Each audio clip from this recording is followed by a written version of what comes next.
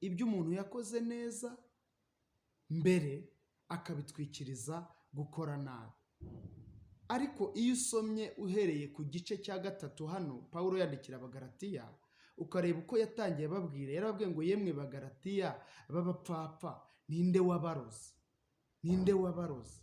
Mweretswe Yesu Kristo nk'ubambwe ku musaraba mu maso yanyu.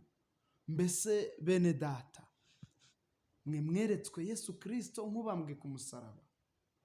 Ni igihe cyo twizera Yesu nk'uwazutse. Yesu ntabwo akibambwe ku musaraba, ni Imana igishoboye. Yesu aracyakora imirimo n'ibitangaza. Uko yari ari kera n'uyu munsi niko akiri. Ninde wabaroze? Ninde wababwiye ko Imana itagishoboye? Ninde wababwiye ko Imana itagikora imirimo n'ibitangaza? Niki gituma mutakiyizera uko bikwiriye? Pawulo yagiye abihugura kenshi, abihugurira abakristo gusubira